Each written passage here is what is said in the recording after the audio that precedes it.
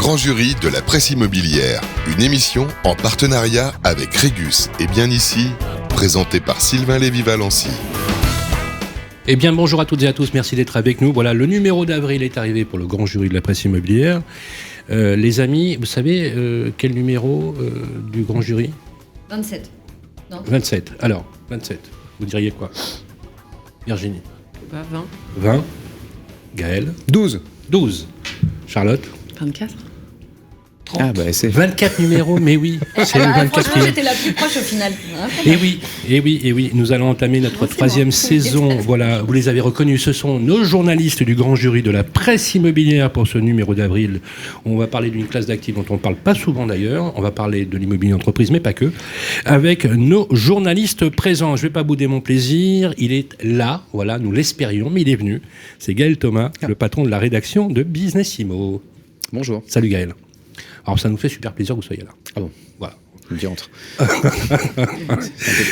Merci d'être avec nous. Voilà, elle n'était pas venue depuis 2 ou 3 numéros, je crois, mais elle est avec nous aujourd'hui dans le grand jury de la presse immobilière. C'est Virginie Grolot, journaliste à Challenge. Salut Virginie. Salut Sylvain. Comment ça va ? Ça va bien et toi ? On est super bien quand tu es là, tu le sais ça ? Bon, bah tant mieux. Voilà, et ce numéro, le 24e, comme le numéro 1 d'ailleurs, n'aurait pas pu être réalisé, pensé, commis, sans l'intervention de notre amie Marie Corderoy, journaliste à BFM Business. Comment ça va, Marie ? Super depuis que je suis là. Voilà, ça nous fait toujours plaisir. Tu le sais, on ne peut pas faire un grand jury sans toi.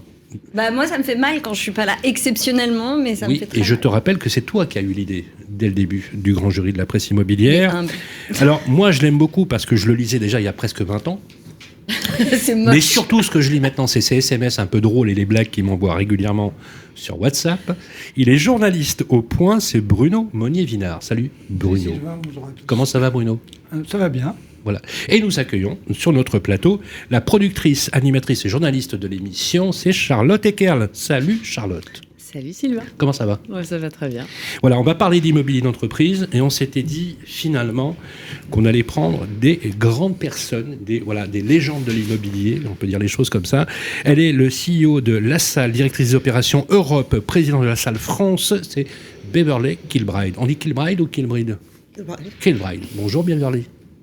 Bonjour. On est ravis d'être avec vous. Merci. Pour partager ce moment du grand jury. Voilà, détendez-vous, vous êtes chez vous. C'est de la radio, hein, c'est pas exactement de la télé, donc on a un exercice un peu plus intime et plus confidentiel. Voilà, on est ravis d'être avec vous, les amis.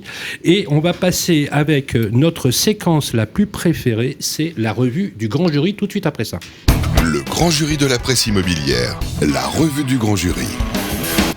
Alors cette revue du grand jury, Charlotte, on l'a voulu avec un coup de cœur et un coup de gueule de nos amis journalistes. C'est une petite séquence qu'on a introduite cette année. Chaque mois, on vient. Vous, les journalistes qui observez la vie immobilière dans tout son ensemble, c'est qu'est-ce qui vous a choqué, énervé, est-ce que vous avez aimé ? Et moi, je propose qu'on commence par notre amie Virginie Grolot. Alors, coup de cœur, coup de gueule, ce mois-ci, c'est quoi ? Coup de blues. Ou coup de blues, ouais. Non. Mais alors, aucun des trois. C'est juste pour changer les règles. C'est juste pour pas répondre à la question. Je sais pas, moi, le sujet qui m'a interpellée ces dernières semaines, c'est quand même la façon dont on prend en compte les questions environnementales dans l'immobilier. Et notamment, on voit bien ce sujet de l'eau, notamment qui monte dans les préoccupations. Et la façon dont, pour l'instant, on est juste dans la réponse immédiate. Qui est notamment ces communes du sud de la France qui ont interdit des permis de construire pour plusieurs années parce qu'il y a un problème de raccordement tout simplement à l'eau. Pour pouvoir créer des logements, il faut les raccorder à l'électricité, il faut les raccorder et notamment à l'eau. Et bien simplement, il y a des communes où ça se passe pas bien. Ça n'est plus possible d'avoir des nouveaux habitants, donc je trouve que ça pose une vraie question de fond. Donc la seule réponse pour l'instant des élus, c'est juste de dire on arrête. Mais c'est évidemment une réponse de court terme, et je ne les accuse absolument pas de faire une réponse de court terme. D'ailleurs, ils se débrouillent comme ils peuvent. C'est un cas général qui touche toutes les collectivités et locales. C'est un cas qui va de toute façon interpeller sans doute beaucoup de villes dans les mois, les années à venir. Donc je pense que ça, c'est une question sur laquelle on devrait un peu plus réfléchir et surtout anticiper. Et à la limite, si je ferai un petit coup de gueule, on a entendu l'été dernier, au plus fort de la sécheresse, certains élus, notamment pointer du doigt le problème des piscines que les particuliers peuvent avoir chez eux. Alors, On peut discuter des piscines, hein.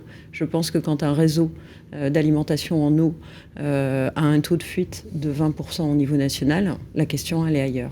Et donc, je trouve assez scandaleux de parler des piscines, même si on pourrait considérer que c'est un sujet.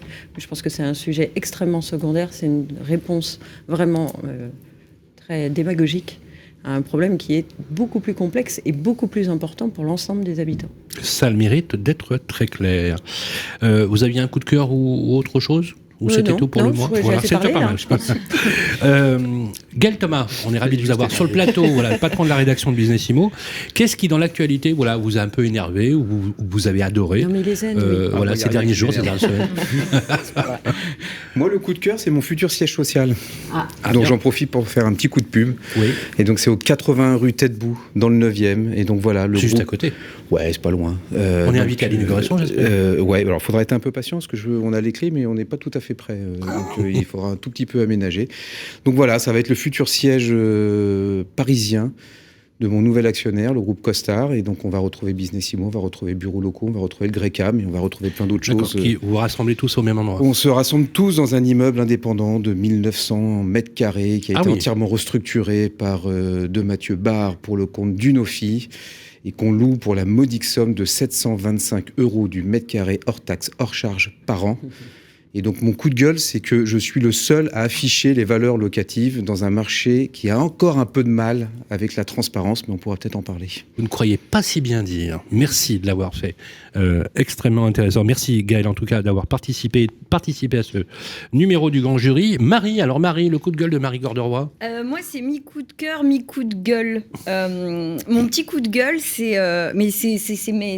pareil, c'est le même sujet. C'est sur les crédits immobiliers et les banques qui commencent à créer des critères spécifiques pour les crédits immobiliers quand il s'agit de logements passoires thermiques FOUG. Il y a pas mal de courtiers qui nous alertent, je pense tous les uns les autres, sur ces nouvelles fiches carrément que leur donnent les banques, notamment une grande banque nationale qui, lorsque vous voulez faire un investissement locatif, prend encore moins en compte qu'il ne le prenait auparavant les loyers que vous allez percevoir en fonction de la note. Par exemple, vous voulez investir dans un logement F, la banque ne prendra en compte que 50% des loyers que vous allez percevoir, et si c'est G, c'est 0, rien du tout. On considère que vous n'allez pas avoir de... Alors, c'est logique, vous allez me dire, les interdictions des passoires thermiques à la location, ça va sans dire. Donc mon petit coup de gueule, c'est quand même, à un moment donné, il va falloir trouver une solution pour qu'on finance aussi l'achat de passoires pour pouvoir les rénover. Donc ça, c'est mon petit coup de gueule, c'est comment on s'organise pour pouvoir à la fois financer l'achat de passoires thermiques, mais financer aussi leur rénovation. Mais mon petit coup de cœur derrière, je sais que je vais pas me faire que des amis, c'est sur l'audit énergétique. Alors évidemment, il y a encore plein de problèmes sur la fiabilité des DPE, et donc derrière, on s'interroge aussi sur obligatoire à partir du 14 avril 2023. Depuis le 1er avril, l'audit pour les immeubles, quand vous êtes propriétaire d'un immeuble et que vous voulez le vendre, ou d'une maison. Donc, moi, je trouve que c'est quand même une bonne initiative. On verra dans la pratique. Parce que, enfin, et c'est peut-être avec l'autre sujet que ça va aller, on va pouvoir identifier dès le démarrage les travaux qu'il faut faire pour pouvoir passer de passoire thermique à la note au moins C, avec donc une liste de travaux, les coûts et ce que ça va nous rapporter aussi en économie d'énergie et donc en économie sonnante et trébuchante. Et ça, pour le coup, pour les banques, je pense que ça pourra leur donner un peu de visibilité et peut-être leur permettre d'être un petit peu moins tatillonne et frileuse à l'idée de prêter. Donc voilà, c'est à la fois un mi-coup de cœur, un mi-coup de gueule. C'est qu'on a un énorme truc là devant nous. J'ai l'impression qu'on avance, mais qu'on va se prendre un mur si on règle pas tout ça pour que tout se coordonne convenablement. Voilà. C'est extrêmement clair, comme d'habitude. Merci Marie. Bruno, un coup de cœur, un coup de gueule ce mois-ci? Je vais commencer par un coup de gueule. On s'est déjà écharpé avec Marie sur le club IMO. Donc, j'ai vu. Donc mon coup de gueule, ça va être justement sur ces injonctions de rénovation thermique et dont fait partie l'audit énergétique, où on s'aperçoit que les gens qui sont chargés de le faire ou de le contrôler ne sont pas au rendez-vous, ne sont pas présents tout bêtement. Donc on oblige là, dans un calendrier qui semble vraiment trop précipité, on change les règles du Monopoly comme ça. Ça avait été déjà un calendrier qui avait été reporté d'un an, un an et demi. C'est pas un hasard. Et là, moi, c'est pas moi qui en parle. Moi, je suis journaliste, mais c'est les professionnels qui disent que il y a à peu près 20% des diagnostiqueurs qui sont formés pour faire ce genre d'audit, etc. Et à quand l'obligation de d'habiter chez soi avec des chaussures en cuir de champignon. Non, mais je plaisante pas. C'est après l'interdiction pure et simple. On mange des graines et on fait du vélo. Oui, mais après l'interdiction pure et simple des passoires thermiques, j'ai plus... notamment à Paris, qui met quand même dans la panade quelques bailleurs. Les bailleurs qui respectent les règles. Parce que le plus grave dans cette histoire, c'est qu'en fait, on est en train de donner des injonctions et on sait bien évidemment que la plupart du temps, elles ne seront pas respectées. Ça me fait penser étrangement à Airbnb. Mais bon, attends, voyons la suite. Alors, pour compléter votre information, il y a un sondage qui a été publié par la FNAIM, la FNAIM au niveau national, auprès des bailleurs qui ont retiré leur mandat de gestion dans le but de louer eux-mêmes. Bien sûr. Puisque les administrateurs de biens sont obligés de respecter la législation, notamment sur les passoires énergétiques, mais aussi sur, par exemple, le checking des locataires, enfin tous les processus qui sont mis en place. Et 31% d'entre eux, donc ils sont 31% à avoir retiré leur mandat de gestion chez des syndics ou des administrateurs de biens, et de continuer à louer par eux-mêmes. Et quand on leur pose la question de savoir quelle est la mesure de rétorsion que vous risquez, ils vous répondent aucune. De toute façon, l'État n'a pas les moyens de contrôler. C'est sidérant. Hein. C'est un marché gris qui va se faire. Après, c'est pas vu, pas pris. Quoi. Oui, voilà. Je pense qu'il va y avoir un radar sur la route. Hein. Ouais, c'est très clair. Et alors, mon coup de cœur, c'est en hommage à l'avenue de Beverley, c'est de vous signaler que dans le Point de cette semaine, il y a un portrait inédit et particulièrement intéressant de Stephen Schwarzman et Jonathan Gray. Alors, est-ce que vous savez qui sont ces gens ? Vous allez nous le dire. Non, voilà, j'imagine que Beverly le sait. Ce sont le fondateur du fonds d'investissement Blackstone et son numéro 2, un empire qui pèse près de 1000 milliards de dollars. Voilà. Ah, quand même. Et qui en plus est dans l'actualité. J'aurais une petite question à poser tout à l'heure à Beverly par rapport à ça. Merci beaucoup. Ça reste un gestionnaire d'actifs. Il gère l'argent des autres. Voilà. Je vais quand même citer le nom du journaliste. Il gère 1000 milliards d'actifs. C'est ça. Voilà. Je vais quand même. Merci d'avoir précisé. Je vais citer le nom du journaliste du Point qui a fait ce portrait, qui s'appelle François Miguet. Voilà. Merci François. Voilà. Ça c'est confraternel. Merci Bruno. Charlotte, un coup de cœur, un coup de gueule, c'est une petite analyse. Moi, j'ai été prise un peu sur le vif, mais je dirais que si on doit repenser la ville de demain, je pense aux mobilités douces et je pense au coup de cœur que j'ai eu sur l'interdiction des trottinettes à Paris. Donc ça doit faire débat, bien sûr. Ah, enfin. Je suis plus favorable au vélo. Voilà, on parlait du vélo tout à l'heure, je suis plus favorable au vélo parce que la trottinette ça reste électrique et l'électricité c'est quand même un grand débat aussi sur le plan environnemental. Le vélo c'est électrique aussi. Oui, pas nécessairement, on peut aussi pédaler. D'ailleurs, il y a un retour du Peugeot 104. Qui fait du vélo ici pour travailler, pour aller bosser? Cela, oui. Impossible. Ah, Gaël, tu fais pas de vélo? Ah non, je suis en scooter électrique. D'accord. Beverly, vous faites du vélo? Électrique. À pied. Ah. Je me fais pas confiance en vélo. Voilà, parce que les vélos, c'est un vrai sujet. Et là, c'est un sujet où, je ne sais pas si vous avez vu la statistique de mortalité sur 2022, non? Pour Paris. Voilà, elle a augmenté de 30%. Voilà. Il y en avait 0 l'année dernière. Voilà, oui, enfin bon. Bien. Et juste plus sérieusement, j'ai vu dans les nombreuses choses qui sont sorties récemment la proposition anti-squat qui est censée protéger les propriétaires contre l'occupation illicite, qui a été votée par les députés.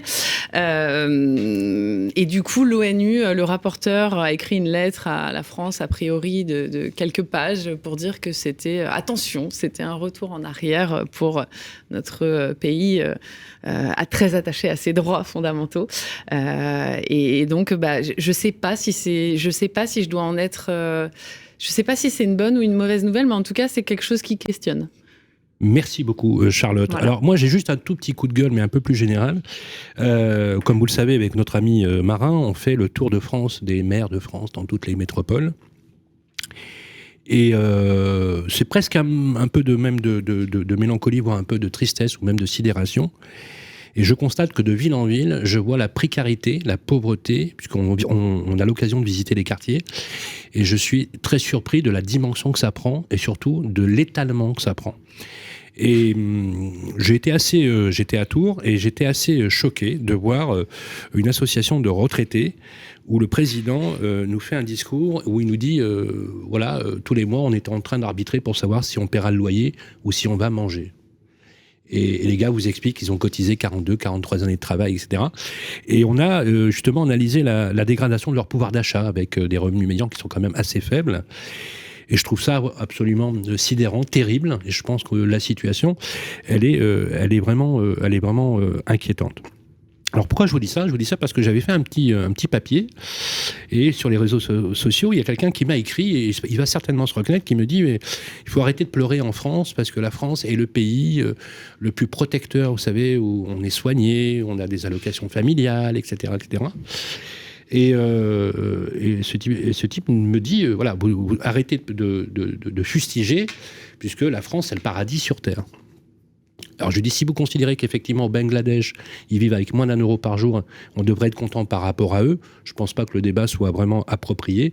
Je pense très sérieusement que ce soit l'habitat ou le premier marqueur social quand même, qui est l'habitat, c'est le vrai sujet du jour, c'est la précarité. Elle est énergétique aujourd'hui, mais aujourd'hui, il y a des gens qui sont logés et qui arbitrent entre manger ou payer le loyer. Voilà, je trouve que le fait que nous en prenions conscience, qu'on en parle, qu'on en discute aussi avec ces injonctions normatives que l'on subit dans l'immobilier, et souvent on prend les bailleurs à tort, comme étant le bouc émissaire de ces dispositifs, c'est faux, puisqu'ils remplissent éminemment une fonction sociale, puisque pour rappeler quand même que 62% des locataires du parc privé locatif sont éligibles au logement social, par exemple. Voilà. Donc on a besoin de tout ça. Voilà. C'était un petit peu le coup de cœur qui était un peu le coup de gueule et en même temps le coup de mélancolie. On enchaîne tout de suite avec le portrait de notre invité. À tout de suite après ça. Le grand jury de la presse immobilière sur Radio Imo. Bonjour Beverly Kilbride, merci d'être avec nous. Le moins qu'on puisse dire, c'est que vous avez un parcours hors norme. Et je vais citer notre ami Balzac. Cette personne avait une personnalité qui faisait sa singularité. Et le moins qu'on puisse dire, c'est que quand on voit votre parcours impressionnant, la singularité est liée à toutes les phrases. Et je laisse le soin, si vous voulez bien, à notre amie Charlotte de présenter votre portrait. Alors, cher Beverly, vous voyez le jour en 1980 à Leeds, dans le nord de l'Angleterre. La ville est en pleine récession du fait de la fermeture des mines de la région, puisque c'est la pierre angulaire de son économie depuis des siècles. Vous étudiez le commerce international et le français à l'université et vous découvrez Paris lors d'un voyage Erasmus en 99. Réussir en France devient alors un objectif. Diplôme en poche, vous décidez de vous installer à Paris en 2002 et vous cherchez votre premier job. Et là, c'est le hasard qui vous conduit à intégrer JLL en tant qu'assistante de direction au sein de l'équipe Capital Market. Vous connaissez peu de choses, tant concernant l'immobilier que concernant la culture française. Vous embrassez tout ça les bras ouverts avec un français balbutiant et surtout avec la ferveur, l'avidité, la ferveur, envie de connaissance. Depuis plus de 20 ans, vous gravissez les échelons sans relâche au sein du groupe et vous écrivez votre success story Beverly in Paris. J'ai pas pu m'empêcher, je suis désolée. Avec brio. Je suis pas habillée pareil. Les départements... Si t'avais mis Émilie, j'aurais mal pris. Les départements investissement, études et recherche, expertise vous ont vu passer. En 2006, vous intégrez La Salle, qui est une filiale du groupe. Vous nous expliquerez ça tout à l'heure. En tant que fund manager, et vous vous apprêtez à vivre comme tout le monde, les heures sombres de la crise de 2006-2008. Et vous vous en saisissez à nouveau comme une formidable opportunité d'apprendre dans un contexte particulièrement secoué pour l'immobilier alors. Une fois n'étant pas coutume, vous cheminez en passant par de multiples services, l'asset management, l'acquisition. Vous dirigez le retour, la réimplantation de La Salle aux Pays-Bas. Le tout entre 2 congés maternité, parce que c'est bien aussi si on met un petit peu plus de difficulté à tout ça. Et en 2021, vous êtes promue directrice transactions et asset management Europe. Et comme succès rime avec Beverley, mais également avec humilité, c'est au retour de votre 3e congé maternité en janvier 2023 que vous prenez la direction des opérations Europe, en assurant notamment le pilotage du pôle ESG, dont on parlera forcément tout à l'heure, et le capital market, à savoir donc les relations avec les banques, pour ceux qui ne seraient pas anglophones. En somme, c'est un poste sur mesure que vous vous êtes taillé. Parallèlement à ça, vous aimez la marche, vous nous l'avez dit. Vous pratiquez ça chaque matin en vous rendant au bureau à pied. Les dîners entre amis, l'humour et la musique. Et même si vous vous refuserez probablement à l'entendre, nous ne pouvons qu'être admiratifs devant cette incroyable ascension, parce que, issu d'une famille modeste, d'une ville minière du nord de l'Angleterre, femme, qui plus est, impliquée au sein du cercle des femmes de l'immobilier, jeune, belle de surcroît, n'ayant pas sacrifié sa maternité sur l'autel de la réussite et dont les connaissances immobilières étaient quasi inexistantes au démarrage, je n'ai qu'un mot à dire, waouh. Oui, on peut. C'est voilà. Une vraie singularité. Donc la première question qui me vient, si je puis me permettre, Sylvain, c'est... Déjà, est-ce qu'il vous arrive de dormir ? Et puis, au-delà de ça, est-ce qu'on peut dire que vous êtes une transfuge de classe ? De classe quoi ? Sociale ? Oui. Ah. Je pense que c'est un élément dont je suis fière, effectivement. Oui, parce que en fait, merci beaucoup déjà. J'ai plein d'émotions. En fait, quand je suis arrivée en France, comme vous l'avez dit, je trouvais que c'était... Enfin, la ville de Paris, elle est aussi belle qu'elle est compliquée. Et en ça, j'ai vu un vrai défi de vouloir vraiment réussir. Mais l'avantage, c'est que, en parlant en français avec mon petit accent que je n'arrive pas à défaire depuis des années, personne ne connaissait ma classe sociale. Tout le monde imaginait que j'avais fait le parcours classique, grande école, etc., etc. Personne ne s'est posé la question. Oui. Alors que j'aurais démarré ma carrière peut-être à Londres, j'aurais peut-être pas eu autant de réussite. Et en fait, ça m'a appris à apprendre des autres, être un peu caméléon parfois, mais surtout être à l'écoute des gens pour pouvoir identifier ce qu'il fallait apprendre pour évoluer. Donc oui, je pense qu'on pourrait dire ça. Et du coup, ça n'a pas été trop compliqué pour vous sur le plan personnel dans les relations avec les autres, justement, de vous retrouver confronté qu'avec des gens qui sortaient avec un bagage grande école, issus plutôt de milieux favorisés ? En fait, je ne voyais pas ça comme une limite. Je savais très bien d'office que j'avais beaucoup de choses à apprendre. J'ai toujours mon petit cahier que je faisais le soir dans mes premiers mois et années de début de carrière, où je savais qu'il me fallait plus de temps. Donc peut-être moins de sommeil, effectivement, pour apprendre des choses et qu'il fallait surtout qu'en échangeant avec les gens, que je décroche l'envie de m'apprendre des choses. Et c'est ça que la société, le groupe GLL et la société La Salle a pu m'apporter avec chaque opportunité qu'on m'a proposée. C'était fait un peu sur mesure, donc qui allait vers mes éléments forts, mais qui me sortait aussi de mon zone de confort.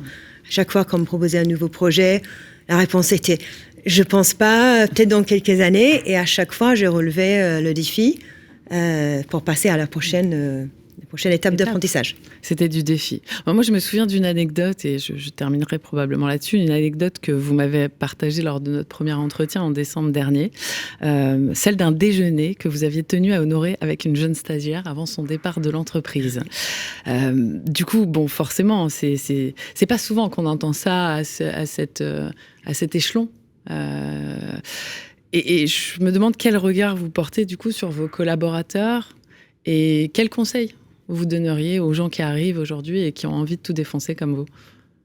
De penser qu'il n'y a pas de limite. Je pense qu'il y a un équilibre à trouver entre la vie privée et la vie professionnelle. Ça, c'est vraiment important. Et vous l'avez trouvé ? Alors, avec 3 enfants, j'ai pas vraiment le choix, autre qu'avoir un équilibre.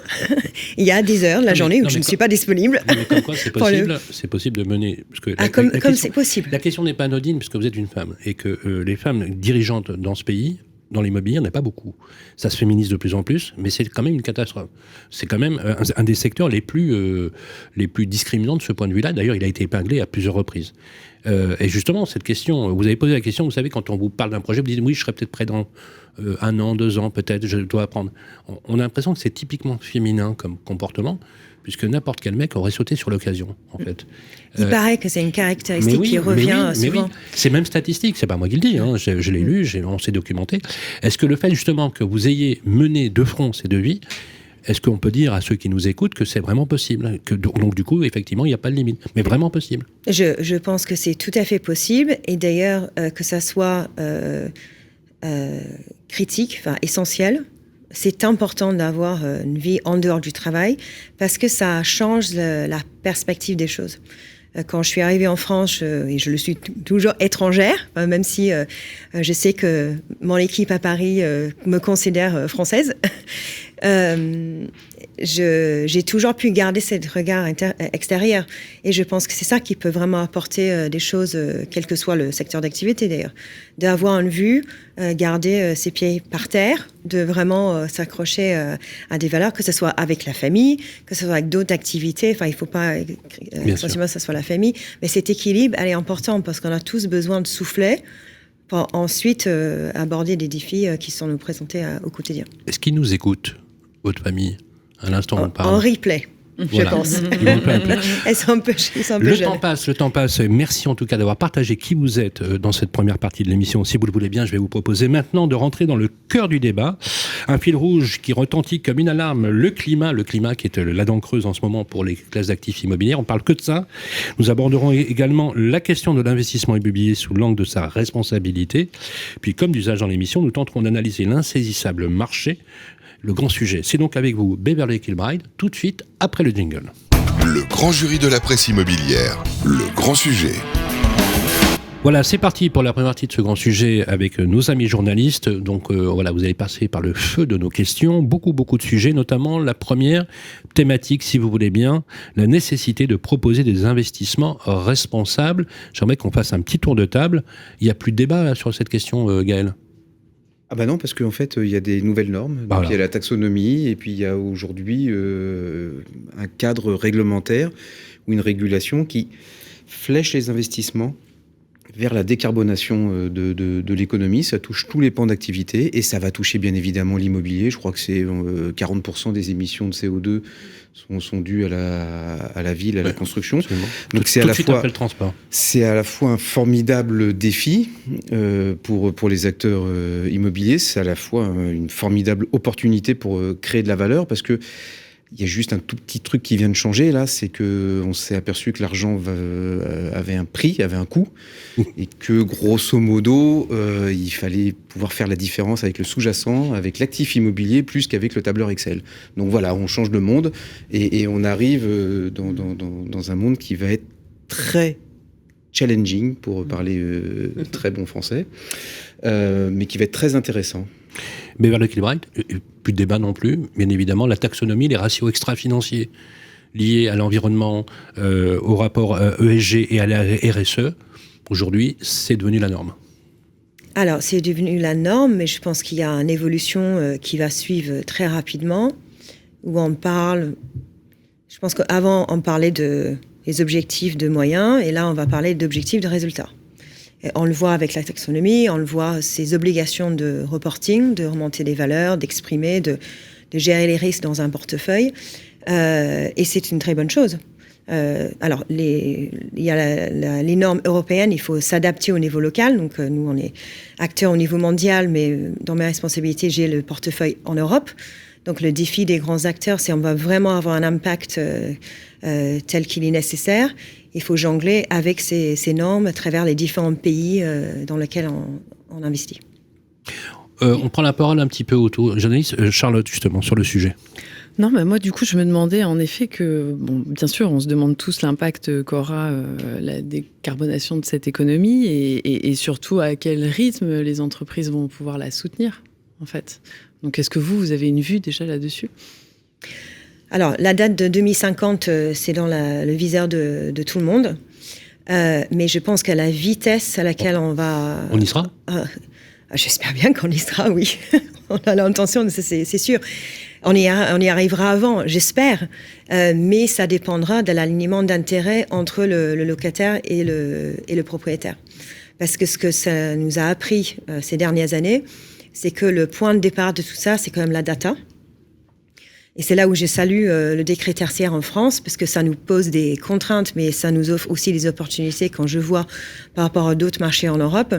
Ça force le dialogue entre le locataire et le propriétaire. Sans les données de consommation du locataire, on ne peut agir sur les parties communes. Alors, partie commune d'un bâtiment, quelle que soit la classe d'actifs, devient de plus en plus important. C'est sur notre tendance. Mais c'est le rythme qu'on va pouvoir avoir un impact. Si le locataire et le propriétaire sont alignés, ça aura plus de fort impact. Donc, quand les utilisateurs cherchent des bâtiments qui répondent aux critères ESG qui eux-mêmes, ils ont publiés, on est ravis. Si on peut les aligner dans les bâtiments qu'on peut rénover, qu'on peut faire des ajustements, on est autant plus ravis parce que la trajectoire sera beaucoup plus rapide. Bruno, peut-être sur la question ? Je ne suis pas un spécialiste comme Gaël du bureau, mais oui, j'ai 1000 questions à poser à Beverly, mais je vais en poser juste une ou deux. Là, on fixe des nouvelles règles, ce que j'ai cru comprendre, mais en même temps, il y a des facteurs exogènes qui s'invitent dans le débat, comme le télétravail, comme la hausse des taux d'intérêt qui rogne les rendements de l'immobilier, le développement des plateformes logistiques, une nouvelle forme d'e-commerce, etc. Ça doit être compliqué pour vous de faire des arbitrages. Et moi, la question que je voulais savoir, c'est d'une façon un peu plus globale, est-ce que finalement, en fléchant des investissements sur des bons élèves, soit en rénovation, soit en construction, est-ce qu'on n'accélère pas trop rapidement l'obsolescence des autres ? Est-ce qu'on ne se tire pas en fait une balle dans le pied d'une autre façon ? Je suis d'accord avec vous, il y a beaucoup de choses qui se passent en ce moment. Il y a beaucoup de défis à relever quand on élabore une stratégie d'investissement à travers différentes classes d'actifs, comme vous avez cité. Il faut prendre en compte ce qu'on peut mesurer et il faut aussi laisser une marge de ce qui va venir.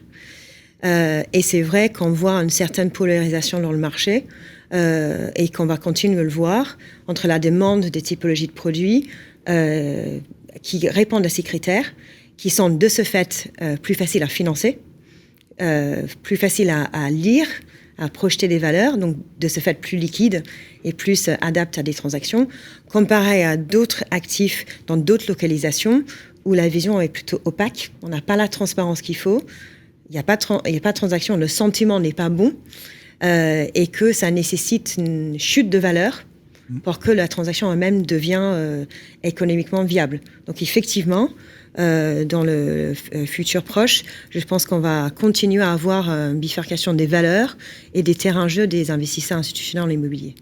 Réaction, peut-être, Virginie ? À quel rythme ? Puisqu'en fait, on dit toujours qu'il y a une approche anglo-saxonne où les arbitrages et les dévalorisations éventuelles vont beaucoup plus rapidement que sur une approche plutôt française ou latine, on va dire, où on fait un peu genre non, bah oui, voilà. Il y a deux typologies de réactions. Quelle est celle pour l'instant qui est la plus répandue sur le marché, et surtout il va falloir de toute façon reconsidérer les valorisations de ces actifs. On voit aussi qu'il y a, comme Bruno évoquait, le télétravail, une certaine centralisation aussi de la demande sur certains quartiers. On parlait de transparence des loyers tout à l'heure. Enfin, on entend, voilà, on a l'impression qu'il y a Paris Centre, Paris QCA, et que le reste est complètement obsolète. Et alors, on s'éloigne de l'épicentre, pire c'est. Et du coup, en plus, on voit aussi des élus locaux qui aimeraient développer sans doute des pôles d'activité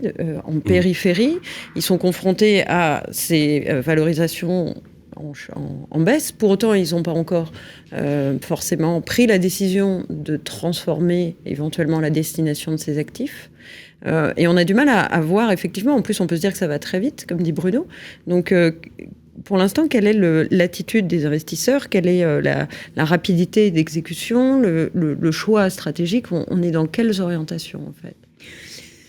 Alors, je pense qu'on peut parler de deux angles. Je pense que la première, c'est l'approche de l'investisseur, avec tous les facteurs qu'il faut intégrer aujourd'hui dans une analyse de stratégie investissement immobilière, je pense que les opportunités qu'on imagine, vous avez dit anglo-saxonne, donc je saute sur l'exemple, le stéréotype de l'investisseur américain qui va venir en France, prendre un énorme portefeuille, le transformer et le revendre quelques mois plus tard. Je pense qu'avec les enjeux qu'on a au niveau de l'ESG, la réglementation qui est plus forte, le comportement des utilisateurs qui peuvent plus vraiment se permettre de se projeter long terme sur leurs besoins en termes de stratégie d'occupation, je pense qu'on ne serait pas face à ce genre de choses-là. L'alternative, en revanche, ça serait de voir des usages alternatifs, comme vous avez dit, un changement d'usage, etc. Ce qu'on voit aujourd'hui, donc pour le deuxième angle, c'est la vitesse à laquelle les marchés en Europe se corrigent. J'adore ce terme parce qu'on ne dit pas baisse et remonter, on dit une correction de valeur. C'est rien. Voilà. Bon. Ça fait pas mal. Le Royaume-Uni, on revient sur les Anglais. Le Royaume-Uni, les valeurs ont plongé, vraiment plongé. Alors mais commence à se corriger. Alors, j'étais en ligne aujourd'hui avec certaines de les membres de mon équipe qui est basée à Londres, qui me parlaient des transactions en logistique qui se stabilisent, les valeurs se stabilisent. Donc le marché, elle a passé une période où il n'y avait pas de transactions. Après, les valeurs sont vite corrigées. C'est un marché qui est naturellement plus transparent. Et après, maintenant, les investisseurs ont gagné en confiance. En Allemagne, où c'est un marché qui a une tendance, pour des raisons... on va dire, le technique de valorisation, les valorisations des immeubles en Allemagne sont très, très, très stables. Ils ont connu quelque chose qui est inhabituel, des changements de valeur très importants ces derniers mois. Ça a fait un coup d'arrêt au marché, et là, ça devrait reprendre. Alors, la stabilité qu'on aime tant en France, est-ce que ça va créer la transparence qu'il faut pour justement libérer le marché, débloquer le marché? Parce qu'aujourd'hui, il y a très peu de transactions qui se passent. Parce qu'on attend, personne ne veut être le dernier qui paye un prix fort. Et pour focaliser la réponse sur le secteur de bureau et la centralité, enfin le souhait de centre, les attentes des vendeurs sont toujours très élevées. Et ça, c'est parce que l'offre et la demande, enfin, l'offre n'est pas là. Oui. La demande, elle est circonscrite à un petit périmètre qui s'appelle le QCA. Et ça, c'est, je sais pas, Gaël, c'est quoi? C'est un mal français, ça, de dire qu'on circonscrit à un QCA, ou c'est quelque chose qui touche toutes les capitales européennes, finalement? Non, pas du tout. C'est simplement la prime à la centralité. En fait, il suffit de regarder le maillage et le réseau de transport qu'on a. On a un réseau de transport qui est centripète, qui converge vers le centre. Ben, on va vers le centre. Hein. Il faut juste arrêter de se raconter des histoires. Alors après, on peut réfléchir sur des nouveaux schémas directeurs. Et il y a le SDRIF qui est en discussion au niveau de la région, avec la volonté d'avoir 27 polices centralités. Mais je suis d'accord, sauf que tout le monde veut être dans le même coin. Hein. Et au bout d'un moment, c'est le client qui décide. C'est vrai que ça réduit considérablement vos marges de manœuvre. Oui. Et quelle est la réaction des investisseurs justement sur les annonces pour l'instant, ce qui a filtré du PLU bioclimatique à Paris?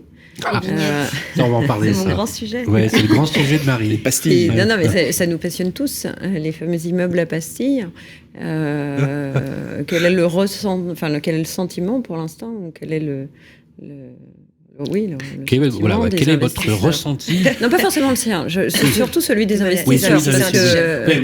Oui, bien évidemment. Mais le vôtre aussi. De manière générale, comme vous avez une vision européenne, même quel est le niveau normatif en France par rapport aux autres pays? Est-ce que ça dissuade des investissements ou ça les favorise?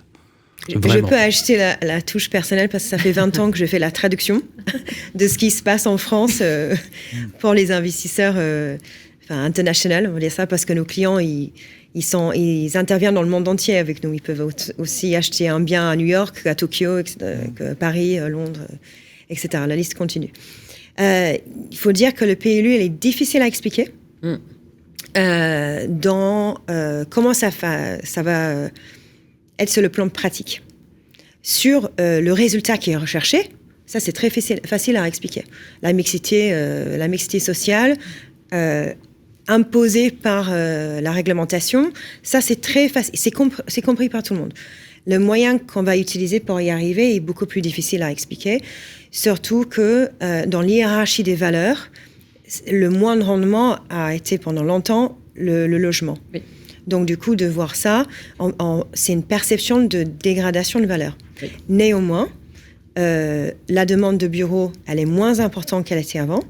Les modes de travail hybrides sont permanents. C'est ce qu'on se rend compte. Les sociétés arrivent à se projeter mieux maintenant et accepter qu'une approche hybride est nécessaire pour retenir les collaborateurs et en attirer d'autres. Donc du coup, les mètres carrés de bureaux libérés vont laisser la place à autre chose. Est-ce que ça va être le logement ? Je ne sais pas. Ça peut être plein d'autres choses. Le life science, ça peut être l'enseignement.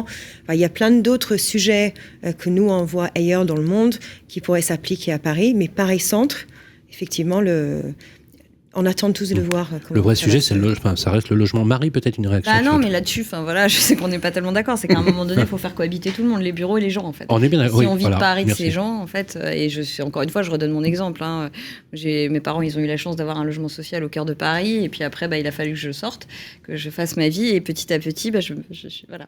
Et maintenant, le périph' est pas très loin, donc à un moment donné, il faudra peut-être que je le franchisse, parce qu'il n'y a pas assez. Mais il y a de l'immobilier en dehors des limites du périph'. Non, je sais bien, mais à un moment donné, il y a même une vie en dehors. Non, mais tu peux pas reprocher aux Parisiens de partir dans d'autres villes et faire grimper les prix et pas les laisser rester chez eux. Donc à un moment donné, il va falloir qu'on se mette d'accord. J'en suis la première. Moi, pour pouvoir acheter, j'ai quitté Paris. Oui, mais donc voilà. il y a là-dessus, voilà. Mais ça, c'est mon sujet. Mais justement, moi, ce qui m'intéressait par rapport à ce que vous disiez sur les mixités d'usage, je disais, à un moment, c'était effectivement beaucoup plus intéressant de faire du bureau que de faire du logement. Enfin, il y a eu la crise sanitaire, il y a le télétravail, et à un moment donné, on s'est rendu compte que le plus résilient, on aura toujours besoin d'un logement. On n'aura peut-être pas toujours besoin d'un bureau. Est-ce que finalement, c'est pas une manière de convaincre les investisseurs et de leur dire, en fait, les gars, c'est peut-être moins rentable tout de suite, mais sur du long terme, c'est quand même hyper résilient. Et donc, mixer justement, avoir quelque chose en sa possession qui permet de mixer les usages, est-ce que finalement, c'est pas la solution anti-crise que vous pouvez vendre aujourd'hui aux investisseurs ? C'est vrai que chez LaSalle, on est très fan de la diversification des risques. C'est l'intégralité du portefeuille qu'on construit pour nos clients respectifs. Y compris le résidentiel.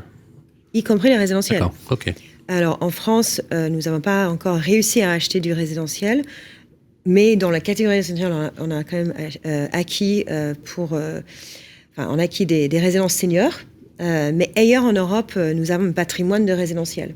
Et que c'est à la fois dans le secteur, on va dire, privé, build to rent, comme on dit, et aussi dans les secteurs réglementés. Donc, par exemple, au Danemark, aux Pays-Bas, il y a des systèmes réglementés où les loyers sont capés, où on peut les augmenter avec des grilles qui sont bien précis, etc. C'est pas un secteur qui nous fait peur.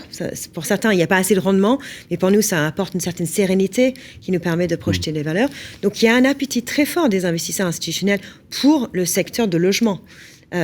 Et la difficulté qu'on rencontre partout en Europe, c'est se marier justement les réglementations et cet appétit pour trouver le produit qu'il faut pour justement libérer ces capitaux pour pouvoir contribuer à un système. Donc c'est une stratégie que vous allez développer en France.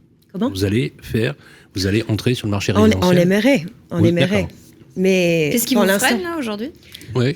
Pour l'instant, c'est la disponibilité du produit et c'est le rendement. Et c'est le rendement qui est par rapport à d'autres actifs. Et puis après, c'est la technique de gestion. C'est très... disons que quand on fait une acquisition en résidentiel, la gestion est très dynamique. Enfin, on essaie de pénuriser le flux de revenus avec les locataires, mais comparé à un bureau où les baux sont plus longs, que le turnover elle est moindre, c'est un produit qui est différent. Donc ça va être un produit pour nous qui faut être encore une diversification dans un portefeuille. Mais le logement a vraiment son rôle à jouer, même si traditionnellement, nous sommes beaucoup plus focalisés sur l'immobilier d'entreprise. C'est un changement, ça, Gaël, des grands investisseurs. D'aller sur un opportunisme de classe d'actifs. C'est très vrai depuis le confinement. Il y a aujourd'hui une transformation justement des investisseurs, de leur stratégie, où c'est vraiment quelque chose qui est épisodique et qui finalement reviendra peut-être à la normale comme on l'a connu juste avant le confinement. Moi, de ce que j'entends, il y a quand même un sujet pour les investisseurs, c'est leur allocation au bureau. Donc c'est grosso modo la moitié de l'allocation des institutionnels sur le bureau. Et on sait pertinemment qu'il y a un sujet sur le bureau. Le bureau n'est pas mort, mais le bureau est appelé à se transformer. Que font les sociétés ? Elles sont toutes en train de réduire leur empreinte immobilière et donc leur consommation de mètres carrés de bureau. Pas forcément leur facture globale, c'est pour ça qu'elles se ressentent, c'est pour ça qu'elles vont dans des immeubles qui sont plus aux normes, qui sont plus neufs, qui sont restructurés. Donc effectivement, on va accélérer l'obsolescence d'une partie du parc tertiaire. C'est quoi, c'est le télétravail qui modifie ces usages ?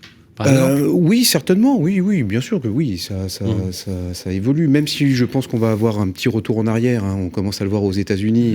Il y avait un article assez intéressant là sur JP Morgan qui demande à tous ses managers d'être présents 5 jours.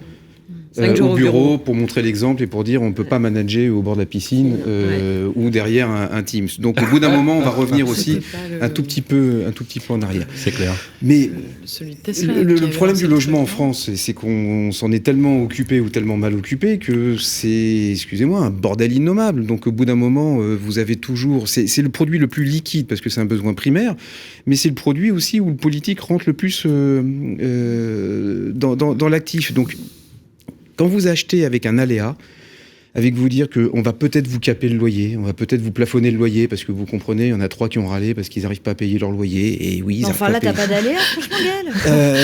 Si, t'as un aléa, t'as pas de visibilité sur ton revenu, sur ton cash flow. Et ce qu'on oublie, c'est derrière les institutionnels, il y a monsieur et madame Michu, ou monsieur et madame Muller, ou monsieur et madame Smith, ça dépend où vous êtes. Mais donc il y a des particuliers, il y a des privés. C'est leur pension de retraite à eux. Et c'est leur complément de retraite.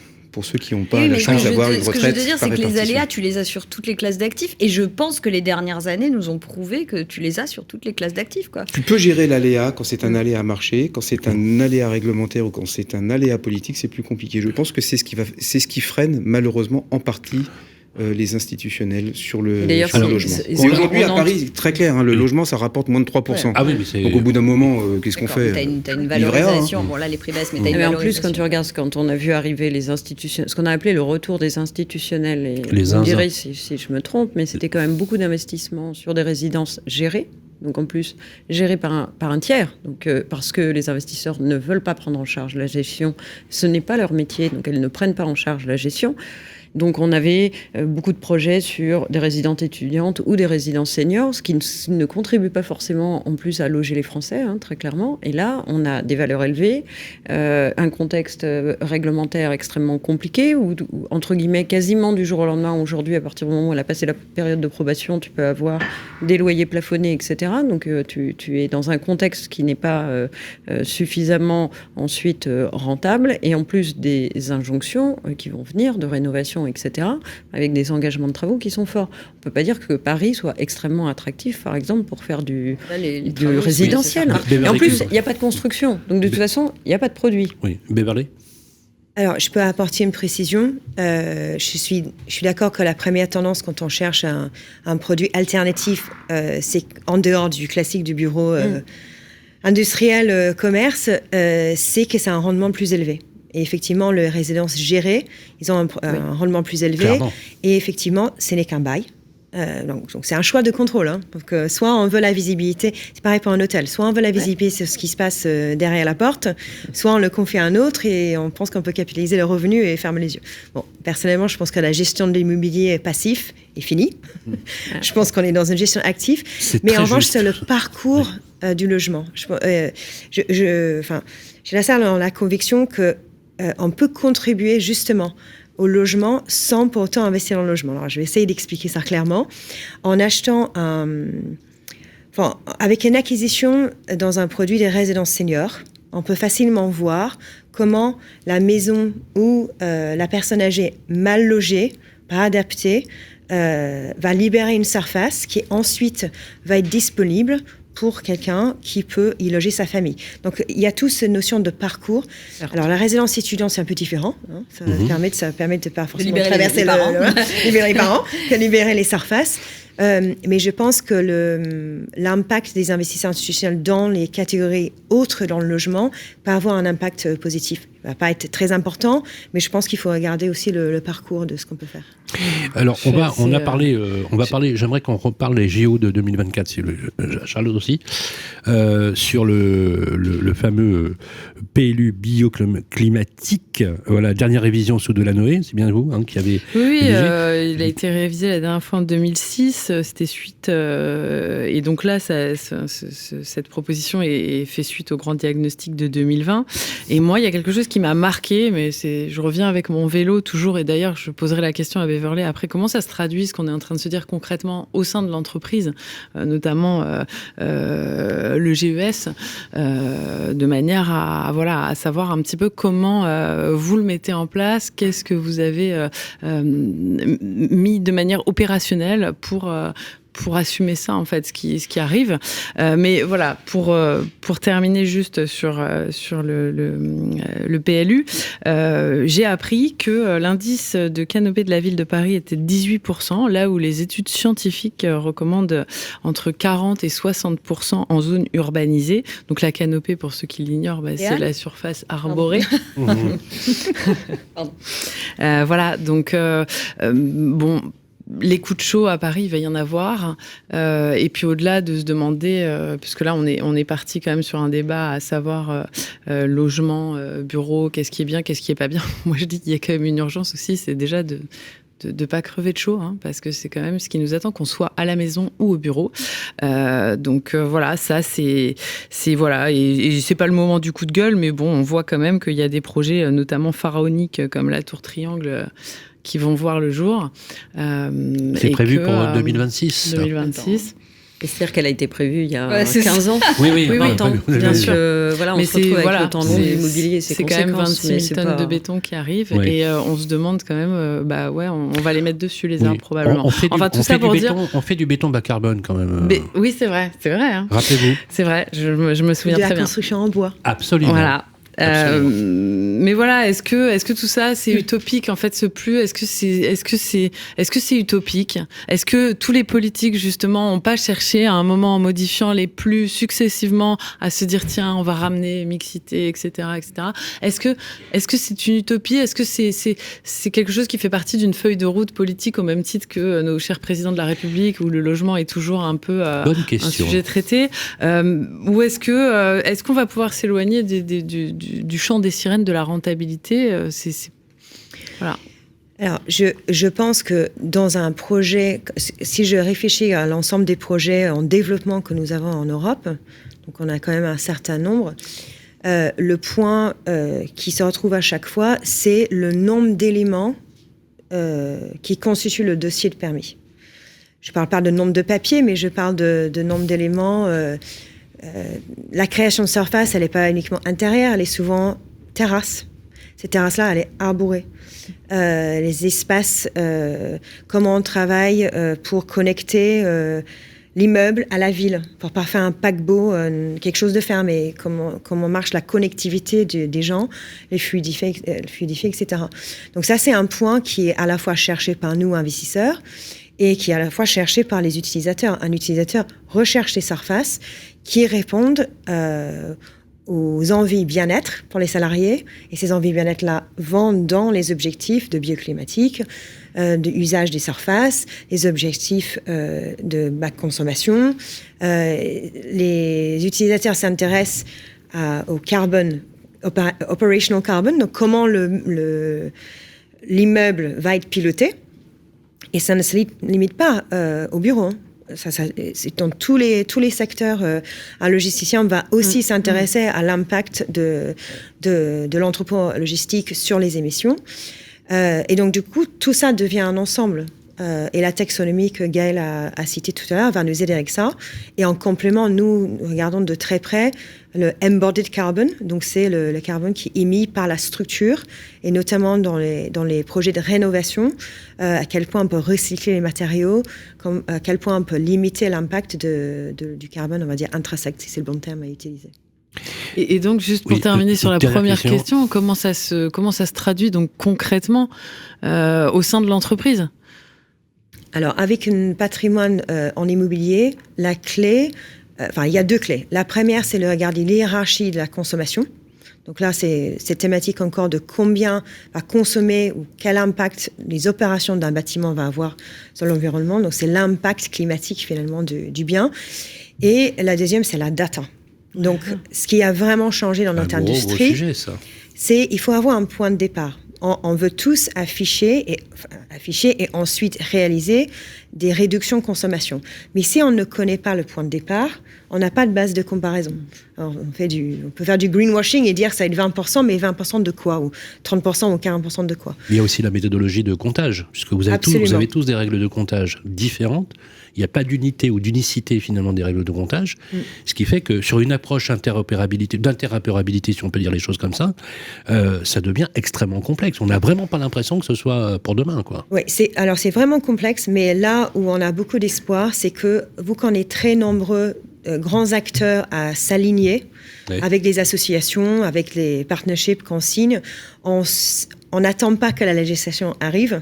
On se met ensemble et on définit nous-mêmes les paramètres. Est-ce que vous y croyez, justement? Je vais aller plus loin. Vous savez qu'il y a un projet actuellement qui s'appelle l'AICN, l'Alliance immobilière pour la convergence numérique, qui est piloté par Xangor Choukas, le président de Property Management de BNP Paribas. Est-ce que vous croyez qu'on aura un vrai standard, avant même une législation ou l'imposition d'une règle normative, qui permettra justement, sur ces règles de comptage qui sont éminemment importantes, c'est vous qui le disiez, sur la collecte de la data, est-ce qu'on y arrivera concrètement ou pas? Ou est-ce que l'hétérogénéité des systèmes aujourd'hui qui gouvernent le pilotage des patrimoines est fait de telle façon que ça devient quasi tâche impossible? Parce que sur le papier, on est tous d'accord. Alors, je ne m'avancerai pas à dire qu'il y aura une norme, un livre qui explique parfaitement et que tout le monde va y adhérer. Mais je pense qu'on arrive vers une lecture qui est possible. Du fait d'allier les conseils, allier les partenaires, etc., autour d'une nomenclature et une façon de faire qui est importante. Il y a beaucoup d'acteurs comme la salle qui investit au niveau européen et on est tous face à des changements en législation au jour au lendemain, de comment compter, si on peut utiliser les estimations, les relevés, etc. Et donc, du coup, on s'aligne petit à petit sur quelque chose qui peut avoir un vrai impact. Donc, oui, on a l'espoir de ça et c'est critique. Et encore une fois, le décret tertiaire a forcé de collecter ces données, de donner un point de départ, une base de référence pour les immeubles en France, qui nous donne une manière de piloter par la suite. Avec la fameuse plateforme Opérate. Absolument. Voilà, Opérate, comme son nom l'indique, ce n'est pas de l'opéra. Le temps file, j'aimerais qu'on fasse un focus avant la météo de Limo avec notre ami Philippe de Lignyville sur le marché 2023. Alors, bien malin celui qui va pouvoir prophétiser sur le marché, mais on va quand même en quelques minutes essayer de donner peut-être quelques orientations tout de suite après ça. Le grand jury de la presse immobilière sur Radio Imo. Le marché, Beverly Kilbride, qu'est-ce qu'on fait? Sur quoi on investit en 2023? Comment se passe le marché? Où est-ce que je vais placer mes sous? Alors, moi, j'ai la chance que chez La Salle, je peux répondre dans toute catégorie et tout profil de risque. Là, il y a du monde qui vous écoute. Hein. On vous écoute. C'est quoi la tendance?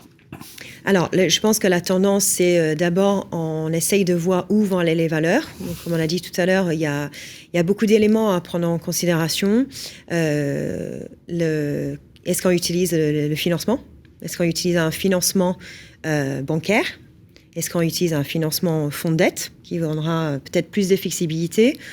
Marge, certes, peut-être plus important, mais peut-être... qui coûtera peut-être un peu plus cher, mais... Absolument, ou court terme, long terme, enfin, il y a plein de moyens de faire ça. Quels vont être nos objectifs à terme? Est-ce qu'on cherche un rendement plus important ou est-ce qu'on cherche plutôt une stabilité? Je pense qu'il y a une tendance qui est venue ces dernières années, c'est qu'il y a beaucoup plus de produits qui deviennent des produits institutionnels. On parlait à l'instant des résidences seniors, l'enseignement. Il y a beaucoup de thématiques d'usage de bâtiments qui n'étaient pas dans les radars. La logistique qui prend une dimension. Alors la logistique, je pense que si on regarde 20 ans en arrière et on parle des taux de rendement qu'on a connus ces dernières années, fou, hein. Certains des anciens diraient, mais on ne pourrait même pas construire par ce prix-là. Mais c'est vraiment une ouverture qui a eu lieu. Donc on a connu quand même une baisse importante, pour pas dire correction, de prix de logistique partout en Europe ces derniers mois. J'espère est en train de se stabiliser, mais le marché a quand même... ce qu'il y avait des bâtiments logistiques qui n'étaient pas aux normes ESG et qui n'avaient pas des revenus... disons qui allait augmenter dans les prochaines périodes, ils ont souffert. Voilà. Donc, je pense que pour répondre à la question où est-ce qu'il faut placer, je pense qu'il faut rester attentif aux différentes choses qui bougent, différents facteurs, et je pense qu'il faut prendre son temps. Les grandes villes d'Europe. Alors, on l'a vu avec le Brexit, effectivement, Londres a un peu souffert, hein, on peut le dire. Merci. Beaucoup de... Oui, non, mais c'est vrai. Voilà, on peut le dire. Voilà, il y a un report d'investissement. Il semblerait que Paris tire son épingle du jeu, mythe ou réalité? Alors, c'est vrai qu'on attendait une vague d'Anglais qui s'installe à Paris, notamment amenés par les banques. Il n'y a que les Français qui pensent ce genre de choses. Voilà, ou les Français expatriés à Londres qui revenaient à Paris. Alors, en matière de transactions, on va dire du bureau, c'est vrai qu'on a vu des grandes transactions vers les villes comme Paris, comme Francfort, comme Amsterdam. Donc, on a vu ça à une certaine mesure. Après, je pense que cette vague s'est arrêtée. Je pense qu'il y a des solutions qui sont trouvées. La City, elle a souffert, mais elle a su aussi regagner. La volatilité du marché au Royaume-Uni, ça attire énormément d'investisseurs. Donc, on aime parfois cette volatilité qui apporte des opportunités, alors qu'en France, la stabilité du marché peut la ralentir, faire des rentabilités plus élevées. Ça nous oriente vers des projets plus complexes, donc ça tombe bien, il y a la complexité dans le marché, notamment quand on parle de rénovation. Donc du coup, ça c'est... On va faire réagir nos amis journalistes justement sur les éléments de marché 2023, mais on le fera en même temps que la météo de Limo. On va laisser un petit écran de pub passer le temps que notre ami Philippe Deniville arrive sur le plateau, tout de suite après. Décret tertiaire et rénovation énergétique des bâtiments. Axéo Énergie vous accompagne pour optimiser votre projet et garantir sa performance énergétique et économique. Nous vous assistons de A à Z. Audit énergétique, année de référence, modulation des objectifs, identification des meilleures solutions, schéma directeur, suivi de la maintenance. Nos engagements, une totale indépendance, des prestations de haute qualité, des outils innovants, des ingénieurs spécialisés, un temps de retour sur investissement optimal et la garantie réelle de performance énergétique après travaux. Parce que de la précision initiale naît la performance finale. Axéo Énergie. www.acceo.eu. Contactez-nous pour optimiser votre projet de rénovation énergétique.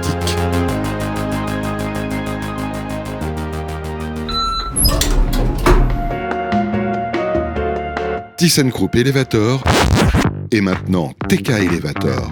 Entreprise majeure sur le marché des ascenseurs et des escaliers mécaniques. Répartis sur toute la France, les techniciens expérimentés TK Elevator interviennent pour maintenir la mobilité des usagers en toute sécurité.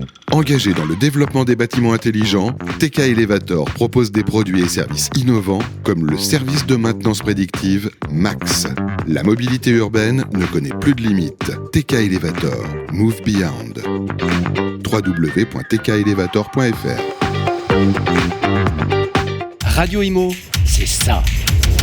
Ce que j'aimerais, c'est qu'on voit un peu, qu'on essaie finalement de décrypter comment se comporte le marché. Donc, moins de ventes, plus de candidats à l'achat. Qu'est-ce qui coince? Moi, je vois un marché qui est très difficile à lire aujourd'hui. Bienvenue dans Permis de démolir, l'émission qui met fin aux fausses idées sur l'immobilier.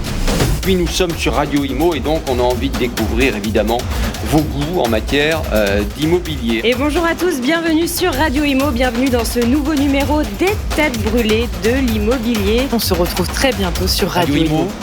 Première sur l'immobilier. La météo de l'IMO, par Bien Ici. Voilà, il est 19h33, nous sommes toujours ici en direct dans les studios de Radio Imo. Merci d'être avec nous. Gros sujet, merci à Beverly Kilbride de se prêter à cet exercice. Ça va, ça se passe bien. Très bien. Voilà, on est très heureux en tout cas que vous soyez avec nous. C'est l'heure de la météo de l'immobilier par aujourd'hui le moteur, j'ai bien le moteur de recherche français, le Média, c'est Bien Ici, parce que pour bien se loger, le bon coin, c'est bien ici. Non, mais c'était une blague. J'ai le droit de faire ça à la radio. Bonjour Philippe. Bonsoir Sylvain, bonsoir à tous. Alors Philippe, vous nous avez préparé quelque chose de particulier aujourd'hui. Oui, alors je vais faire une chronique en deux parties. D'abord, c'est la météo de l'immobilier, vous avez l'habitude. On parle des chiffres de l'immobilier vus de Bien Ici. On est déjà au moment des bilans, premier trimestre. On vient de sortir notre stat ici, notre observatoire. Et ce qu'on peut dire, si on parle de météo, c'est que on n'est pas encore sorti du brouillard, je pense, pour 2023. C'est-à-dire qu'on a du mal à voir où va aller le marché. Ce qui est sûr, c'est que le marché est plutôt au ralenti. On a un retour de l'offre, on en a parlé des précédents mois, les annonces reviennent. On a des prix proposés qui sont plutôt stables. Donc ça aussi, c'est pas forcément quelque chose qui aide à fluidifier. Et puis un marché du neuf qui est toujours au ralenti.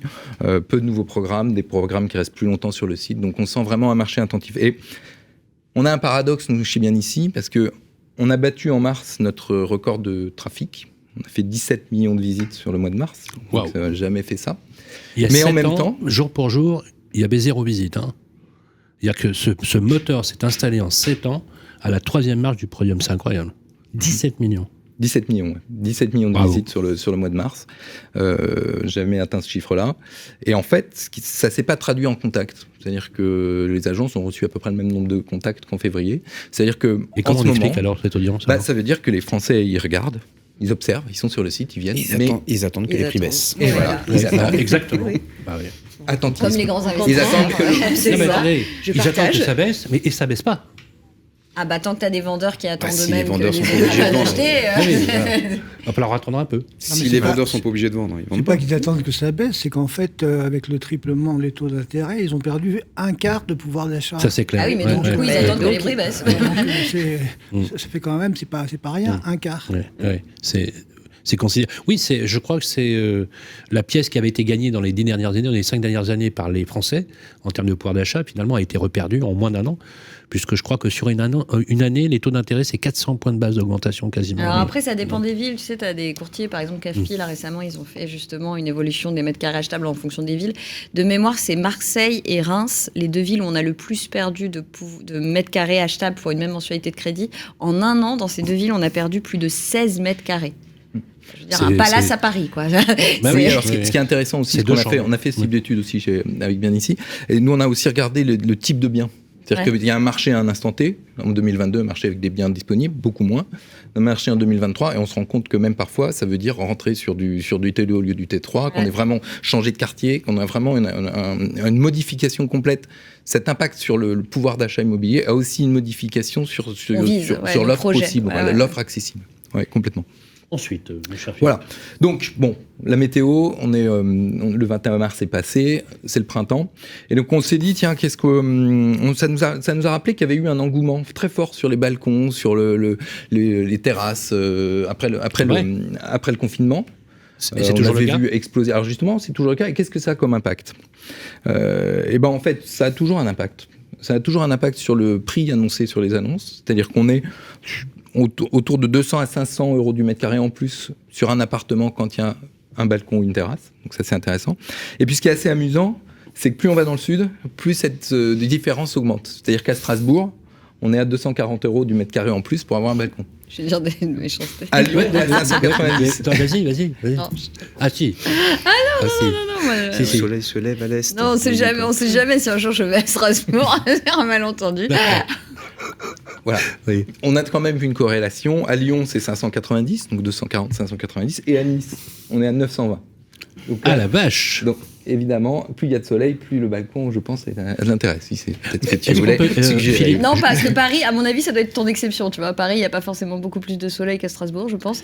Mais par contre, la différence doit être aussi très importante. Et puis à Paris, le marché étant ce qu'il est, on prend encore ce qu'il y a, quoi. Mais les amis, cette tendance justement au commun et au verdissement, et puis aux terrasses, aux balcons, ça s'installe comme un nouvel usage. Dans le ranking des demandes, c'est systématique, non ?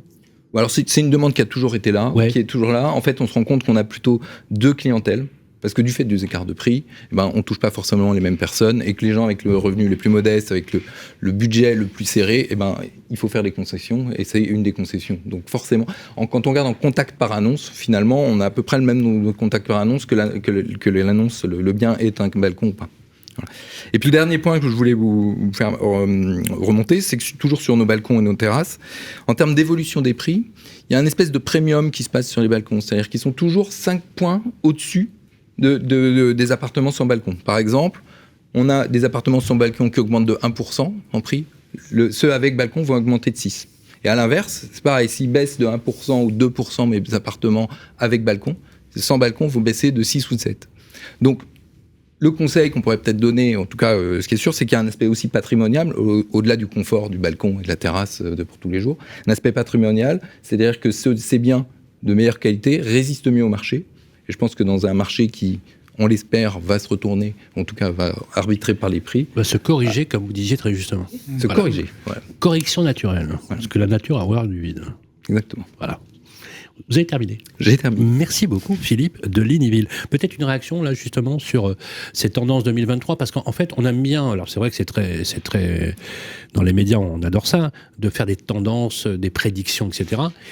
Mais force de constater quand même qu'après le confinement, je veux dire, Gaël, anticiper, prédire, analyser le marché pour les 6-7 prochains mois, un an, pas facile, non ? C'est pas tellement le confinement là qui va être la pierre angulaire, c'est le financement. Oui.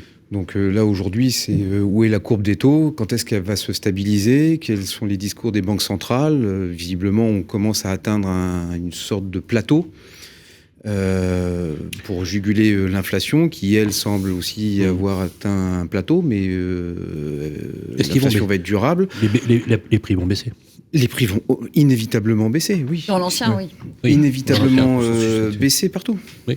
Virginie, peut-être Ah oui, non, mais il suffit de regarder après pour avoir une idée peut-être un peu plus précise des taux. Vous prenez effectivement le cours des OAT, on tangente, on frôle les 3%. Vous prenez donc, vous ajoutez une marge des banques. Il leur faut au moins 1 point, grosso modo, donc 4%. Donc il faut que le taux moyen atteigne 4%, on n'y est pas encore. Et puis après, il faudra que le taux d'usure, puisque si on fait l'intégralité de la chaîne, soit donc à 4,50. 5. Bah non, 5. Il faut 1 point à peu près avec les frais et assurance, frais, garantie, etc. Non, donc, moi tous les courtiers me disent c'est 0,5. En gros, si le taux d'usure est à 4,5, je peux monter à 4. Sur 20 ans. Oui, la preuve, c'est qu'il y a un afflux de dossiers qui passe, tiens. Donc, non. Excuse-moi. Mais les calculs, grosso modo... Les dossiers passent pas. Les dossiers passent pas, donc il faut que Les dossiers passent pas. Mais pour que le marché retrouve une certaine fluidité, il va falloir à peu près que l'usure soit grosso modo à 5%, je pense. Et donc, tu as effectivement 1 point de marge entre le taux moyen et pour tenir compte des frais. Je dis un marché fluide. Je ne dis pas que, évidemment, tu vas trouver l'exception qui va permettre de passer entre les gouttes, mais pour qu'il y ait une vraie fluidité de marché, je pense qu'il faut, si les OAT restent en dessous des 3%, j'ai mis un si, il faut à peu près ce scénario-là. Et je discutais avec une banque cet après-midi, ils vous disent à peu près oui. Donc, à 1 ou 2, à 1/10 de point ou pas. Donc, il va falloir attendre au moins 2-3 mois. Et puis, ça veut dire qu'on va arriver aux vacances. Et puis, donc, on va arriver à septembre. Et c'est à peu près là que les choses se débloqueront. Moi, je suis persuadée que pour moi, c'est plus un problème, le crédit, en fait. C'est les prix, c'est les vendeurs. Oui, les prix, oui. Enfin, ça baissera. Mais là, de toute façon, on a de la visibilité globale sur l'année, sur les taux d'intérêt, quoi. Qu'on fasse 4, 4,5 à la fin, un taux moyen sur 20 ans, c'est fort probable. Donc voilà, maintenant, une fois qu'on a dit ça et qu'on calcule le pouvoir d'achat immobilier qu'on a perdu en termes de mètres carrés, et globalement, tu essayes de calculer tout ça, et si le vendeur veut pas... Enfin, moi, j'en ai parlé, justement, je veux pas faire la promo d'Orpi, mais quand même, à un moment, il faut falloir le dire, parce que je trouve que l'initiative, elle est quand même symptomatique d'un truc. Quand t'as Orpi, un réseau qui te dit, moi, je vais baisser mes frais de com pour mes vendeurs, pour qu'ils comprennent enfin, parce que là, on n'arrive plus à leur dire, en fait. On n'arrive plus à dire aux gars, faut que vous voulez vendre, baissez votre prix. Alors après, si vous n'êtes pas pressé, vous restez avec, ok. Mais eux, ça les arrange pas, ils ont leur business à faire tourner. Mais baisser le prix quand tu l'as acheté, on peut comprendre l'état d'esprit. Maintenant, comme tu disais très justement, voilà, il y a des obligations, il y a de la décohabitation, des divorces, qui fait qu'à un moment donné, là, quand t'es dans l'urgence, tu vends avec des cotes, mais pour ceux qui sont, voilà. Mais à un moment donné. Parce qu'il faut quand même se dire que les gens ont acquis l'immobilier à des prix très élevés et qui sont pas franchement disposés à le mais c'est le jeu, ma pauvre Lucette. Non, mais voilà. Parce que pour le coup, il se passera un peu de temps pour le coup, ils ont peut-être acheté à des prix très élevés, mais avec des taux d'intérêt qui étaient moins importants aussi. Enfin, à un moment donné, c'est le problème. Tu voulais ajouter quelque chose, Bruno, peut-être? Non, juste ajouter que aussi, si les gens ne bougent pas, ne bougent pas autant qu'avant, c'est parce que ils pourront pas être refinancés dans les mêmes conditions. Et donc, ils vont pas retrouver la même chose. Alors, c'est très compliqué quand même de faire des généralisations, des généralités de ce marché immobilier, parce qu'il y a des exceptions. Aujourd'hui, le marché du haut de gamme, voire du très haut de gamme, ne s'est jamais aussi bien porté. Il suffit de voir les ouvertures d'agences des groupes immobiliers haut de gamme à Paris. Il y en a, là, ce mois-ci. Il y a Junot qui ouvre dans le 9e. L'immobilier de prestige et haut de gamme connaît des performances absolument impressionnantes. Consultant immobilier ouvre dans le 16e, ouvre, je ne sais plus, à Cannes aussi, etc. Donc, il y a... Donc les riches deviennent plus riches et les pauvres de plus en plus pauvres. Après pour aller dans le sens de ce que disaient mes petits camarades, il y a quand même une pente savonneuse pour les vendeurs. En effet, ceux qui sont contraints vont lâcher du lest plus vite que ce qu'ils espéraient. Et on est quand même globalement sur une pente baissière. Merci beaucoup. Voilà, très intéressant ce grand jury de la presse immobilière. Je voudrais remercier chaleureusement Beverly Kilbride d'être venu sur le plateau de Radio Imo. Je crois que c'est la première fois que vous venez sur notre plateau pour ce grand jury de la presse. Voilà, ça s'est bien passé. On a été très sympa avec vous. Merci pour l'accueil. Ils ne sont pas toujours très sympas comme ça, mais là, ils ont été très sympas avec vous. Merci. Je rappelle que vous êtes directrice des opérations Europe pour la salle et présidente de la salle France. Merci d'être avec nous. On a toutes les infos sur votre groupe, sur le site internet. On mettra d'ailleurs le lien de votre groupe, l'URL, sur le podcast. Un grand merci à Gaël Thomas, le directeur de la rédaction de Business Immo. Venez nous voir plus souvent, Gaël. Ok, pas de souci. Voilà, vous savez qu'on vous aime ici. Voilà, merci en tout cas d'être venu sur le plateau. Un grand merci également à Virginie Grelot, journaliste à Challenge. Vous êtes avec nous le mois prochain. Hein. Et si je peux, oui. Oui, oui. On va trouver. Et bien sûr, on ne pourrait pas faire ces grands jurys chaque mois sans notre amie Marie Cœur de Roy, journaliste à BFM Business. Un grand merci. Continuez à m'envoyer des SMS. À Bruno Monnier-Vinard, le journaliste au Point. Un grand merci également à Philippe de Lignyville, directeur marketing, directeur général adjoint de Bien Ici. Merci Philippe. Merci. On va se retrouver, si vous voulez bien, le mois prochain. Et le mois prochain, ce sera le 25 mai, exactement la même heure. Merci Charlotte. Avec Michel Lebras de Propriété Privée. Et bien évidemment, on a quelqu'un qui s'agite là-bas en régie. Et je voulais remercier bien évidemment chaleureusement, mais j'avais prévu de le faire. Charlotte Ekerl, la journaliste animatrice et productrice de cette émission. Michel Lebras, je rappelle qu'il est président de propriétéprivée.com. Nous serons d'ailleurs au Puy du Fou à la convention de propriétéprivée.com le 17 mai. Voilà, bonne soirée à tous et d'ici là, prenez soin de vous. Le grand jury de la presse immobilière, une émission en partenariat avec Régus et Bien Ici, à réécouter et télécharger sur le site et l'appli radio.imo et sur toutes les plateformes de streaming.